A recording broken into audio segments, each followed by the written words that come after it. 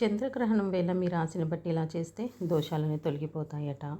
September 18వ తేదీన రెండో చంద్రగ్రహణం ఏర్పడనుంది. ఇదిలా ఉండగా జ్యోతిష్య శాస్త్రం ప్రకారం చంద్రగ్రహణం వేళ మంత్రాలను పఠించడం, మీ సామర్థ్యం మేరకు దాన ధర్మాలు చేయడం శుభప్రదంగా భావిస్తారు.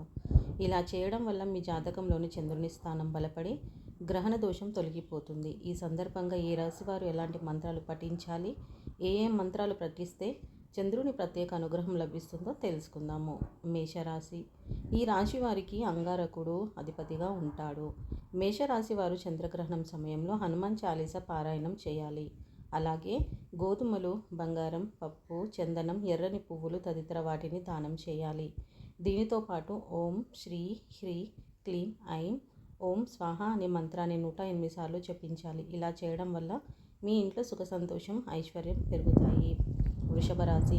ఈ రాశి వారికి శుక్రుడు అధిపతిగా ఉంటాడు. అందుకే ఈ రాశి వారు చంద్రగ్రహణ కాలంలో శ్రీ సూక్త పారాయణం చేయాలి.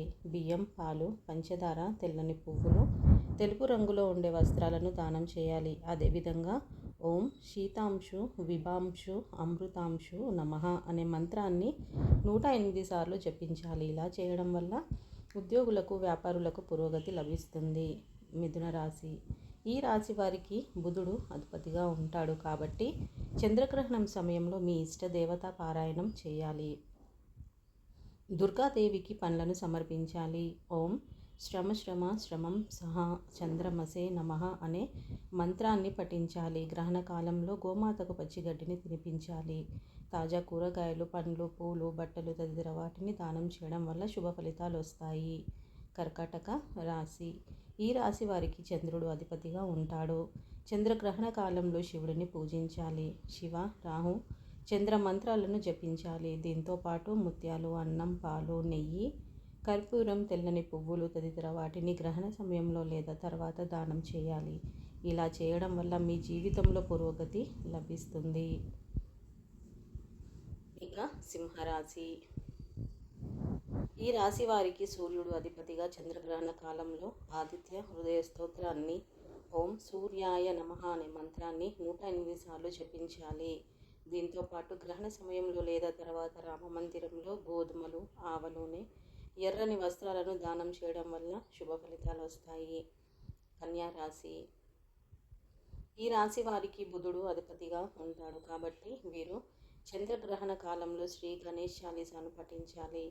ఓం సీతాంశు విభాంశు అమృతాంశు నమః అనే మంత్రాన్ని 108 సార్లు జపించాలి. దీంతో పాటు నెయ్యి, కర్పూరం, జీడిపప్పు, తాజా కూరగాయలు, పండ్లు, పూలు తదితర వాటిని గ్రహణ సమయంలో లేదా తర్వాత రామమందిరంలో దానం చేయాలి. ఇలా చేయడం వల్ల వ్యాపారులకు మంచి లాభాలు వస్తాయి. తులారాశి. ఈ రాశి వారికి శుక్రుడు అధిపతిగా ఉంటాడు కాబట్టి చంద్రగ్రహణం వేళ తులారాశి వారు లక్ష్మీ స్తోత్రం లేదా దుర్గా సప్తశతిని మనస్ఫూర్తిగా పఠించాలి. ఓం ఐం క్లీం సౌమ్యాయ నమః అనే మంత్రాన్ని 108 సార్లు జపించాలి. అదేవిధంగా గ్రహణ కాలంలో కర్పూరం, పంచదార, నెయ్యి, కూరగాయలు, పండ్లు, పూలు, గోధుమలు, వస్త్రాలను తదితర వాటిని దానం చేయడం వల్ల ప్రయోజనాలు కలుగుతాయి. సమాజంలో మీకు గౌరవం కూడా పెరుగుతుంది. వృశ్చిక రాశి.